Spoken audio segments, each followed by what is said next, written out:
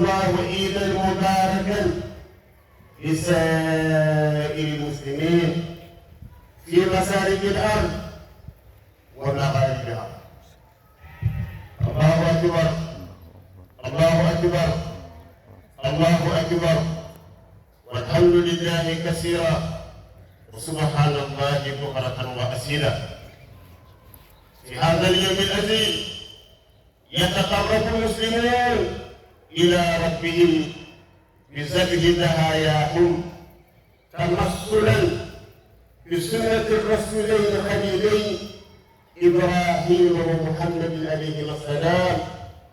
قال تعالى: فبشرناه بغلام حليم فلما بلغ معه السعي قال: يا بني إني أرى في المنام أني أذبحك فانظر ماذا ترى.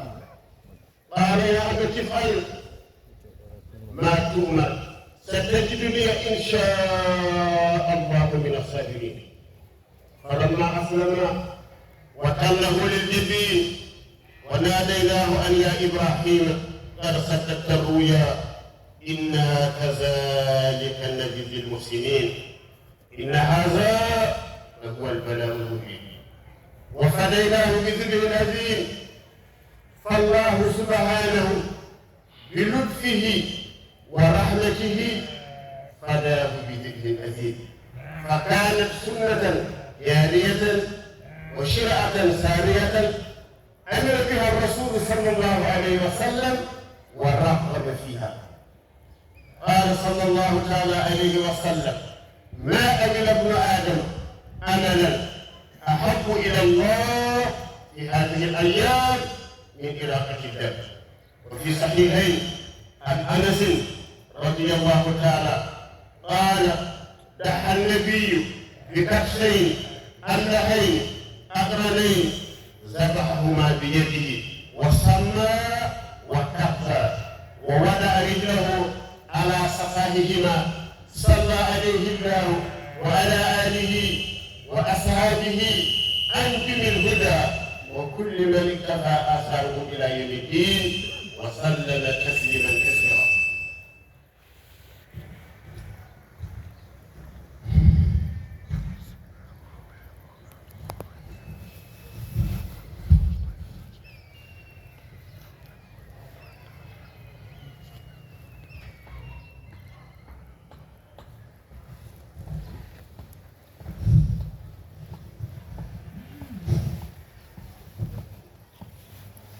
الله أكبر الله أكبر الله أكبر، والحمد لله كثيرا سبحان الله بكرة وأصيلا.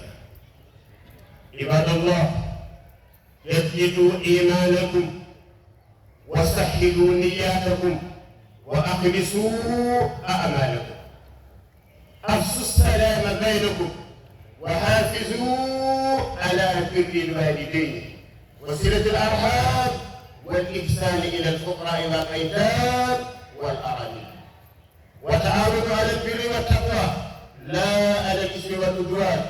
إياكم ثم إياكم والمآسي والمنكرات والجرائم والفواحش ما ظهر منها وما بطن، فاجتنبوا السرقة والفحش والربا والسمعة والسهر والكحنة والسعودة والقتل وقطع الطريق، وانتهوا عن الإمام والخمر والمسكرات، ولا تقربوا الزنا واللواط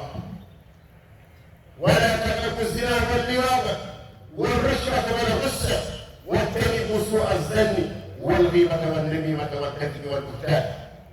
واعلموا عباد الله أن هذا اليوم ليس يوم تفاخر وتنافس. قال تعالى: لن ينال الله لحومها ولا دماؤها ولكن يناله التقوى. الله أكبر الله أكبر الله أكبر. أيها المسلمون، اعلموا رحمكم الله أن الألوهية سنة مؤكدة على القادر عليها، وهي سائلة عمن أجاز عنها. قال تعالى: لا يكلف الله نفسا إلا وسعها أصبح من له إمام قبل ذبح الإمام ووقته من بعد الفراغ من الصلاة إلى غروب الشمس، ولا يجوز ليلا ولا يجوز ليلا. ومن لم يجد أضحية في اليوم الأول وحصل عليه في الثاني أو الثالث يذبح بعد طلوع الشمس بقليل. والأفضل للمرء أن يتولى ذبح أضحيته إن كان يحسن الزكاة، ويستحب الرفق والإحسان عند الذبح. في الحديث إذا ذبحتم فأحسنوا الذبح وليهد أحدكم صفته وليري ذبيحته. ولا يجوز بيع شيء من الأضحية ولو جلدا أو عظما. قال تعالى فكلوا منها واجب القاجع والمضطر. ويستحب إحياء ليلة العيد بعبادات واستغفار وتسبيحات وتكبيرات، وخاصة كبر صلوات الخمس بدءا من ظهر يوم العيد إلى صبح يوم الرابع، وزيارة الأقارب والجيران وصلة الرحم.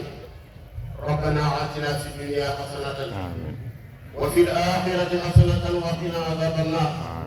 رب وفنا مسلمين وأحيانا مسلمين. رب ولا تزغ قلوبنا بعد إذ هديتنا. رب ولا تحرمنا ما صلى. رب ولا تخيب رجانا عندك. رب فاغفر لنا ولوالدينا ولمن سبقنا بالإيمان. رب نسألك العفو والعافية والستر والصحة والسعادة في الدارين. وأقول لكم كل عام وأنتم بخير. آمين يا رب العالمين. الحمد لله رب العالمين. gannaaw bi ñu sante Yàlla